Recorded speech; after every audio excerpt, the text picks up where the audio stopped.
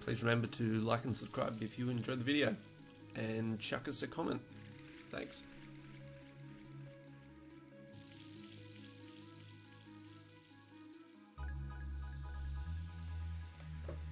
So, Valorant is seen by many as the love child of both Overwatch and CSGO.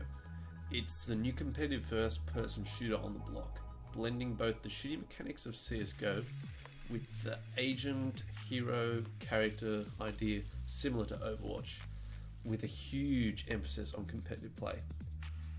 Does this game inevitably feel like a clone of both these titles? In some respects, sure, but I don't believe that's necessarily a bad thing. In fact, I think this game has gathered the best parts of both to make something just as influential.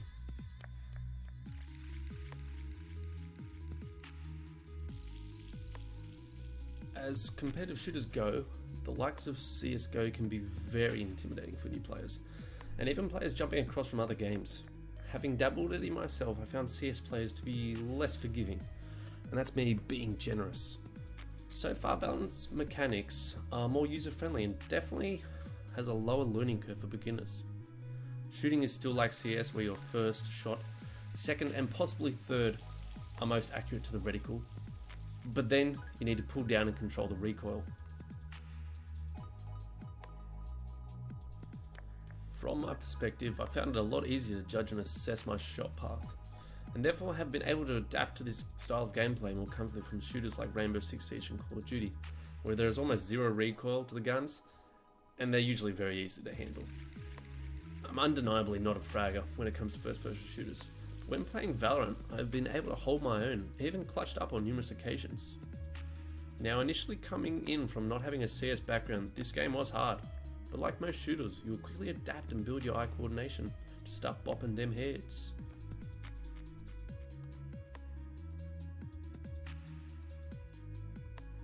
So Valorant has 3 game modes as of right now. Firstly, unrated, which is a full first 13 rounds wins the match.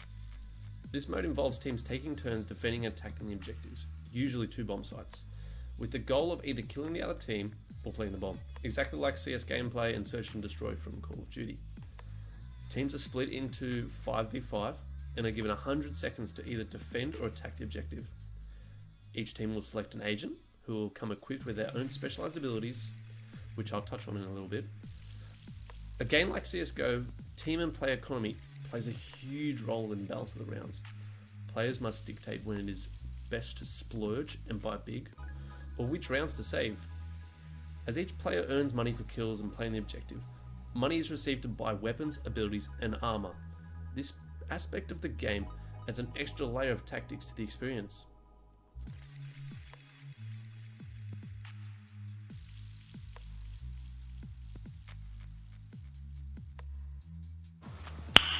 Nice. One of the biggest points of difference with CSGO and Valorant from other games is the concept of economy within the game. Many beginners don't always understand this and think it's best to buy big every round, when in reality it is best to work with your team and understand sometimes you may have to throw around to have enough economy between multiple rounds. It adds an intriguing layer to these kinds of competitive shooters. The second game mode is Spike Rush, which is a quick version of the main gameplay, simplified for about quick to 10 to 12 minute games. All abilities are unlocked and players are all given the same weapon each round, randomized each time. The final mode available right now is a comprehensive practice arenas for players to hone their skills and get their aim and flicks on point. As practice arenas goes, this is one of the best. Simple yet effective for getting your aim on point and practicing your hand-eye coordination. Ranked is said to come out sometime next week. This will involve skill-based matchmaking that I don't believe is present in Unrated or Spike Rush at the moment. So just a quick rundown of the gameplay. There is initially a buy phase at the start of the round. This is when you select your kit, buying armor, weapons and abilities. Players will then move to where they want to attack or defend. The map is split into lanes, again a lot like CSGO. The map design is fairly simple, but with that said, it looks like as if this is Riot's first time at creating maps for a competitive shooter. There are currently only 4 maps in rotation, with obvious expectations of more to come. These include Split, Ascent, Bind, and Haven, all offering variations in appearance and lanes to the map.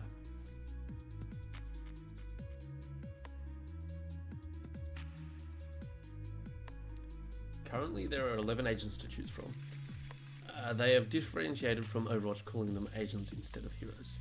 These agents include Breach, Brimstone, Cypher, Jet, Omen, Phoenix, Raze, Reyna, Sage, Sova, and Viper, all hailing from different countries and coming with their own unique abilities. Each agent is given their signature ability for free at the beginning of every round. There are then 3 other abilities. One of those abilities being the agent's ultimate, which isn't purchasable and is only charged via kills and finding old orbs during fight. This ultimate is extremely useful when used correctly and adds some unexpected dynamics to the round. In terms of competitive play, there isn't any distinct meta yet, but there are picks when it comes to agents that players are gravitating to, due to their abilities and ultimates. Sage is definitely a must pick right now, as the only healer, whose ultimate ability can revive dead teammates, which in a 5v5 can be huge. Raze and Reyna right now are also seemingly very strong with their ultimate abilities, causing teams a lot of grief if you utilize correctly.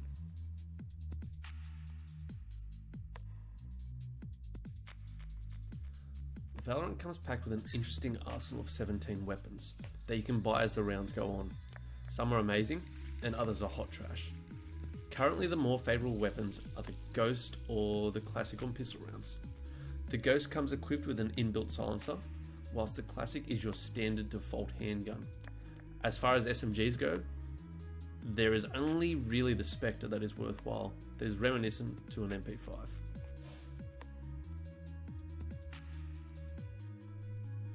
Getting into the main weapons that most players will be using, firstly we have the Phantom, which is equivalent to the M16 from CS, and the Vandal, which is your AK-47. Both these guns are beneficial in their own way, with the Phantom having that lower recoil and easier recoil pattern to memorize, whilst the Vandal has no damage drop off over distance. Then we go to the big boy Sniper. This is the Operator, and man does it do some damage. This weapon is expensive and deadly. One hit kill any distance if it's to the body or the head, which is incredibly powerful in a competitive shooter. Obviously, players will gravitate to different guns and find what feels most comfortable to their playstyle, so definitely mess around with all of them in the practice arena or a match.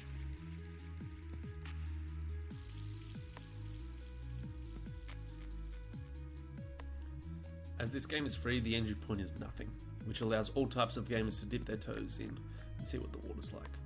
This game will not be for everyone, but from my experience so far, I have thoroughly enjoyed my time. It's fun solo and it's fun with friends. With that said, if you shy away from sweaty competitive shooters, definitely try it out with some friends first. I would ultimately say, give this one a go. There is nothing to lose.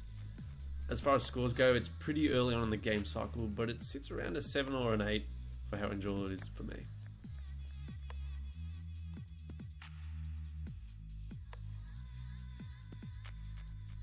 Thank you for watching. If you have made it this far, most likely my next big review will be looking at The Last of Us Part 2, so make sure you subscribe to stay updated. Peace! Wait.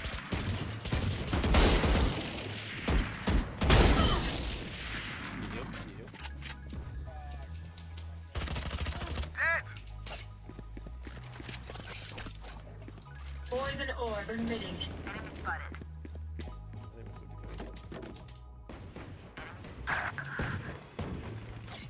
One enemy remaining. Spike carrier is down. Poison's off.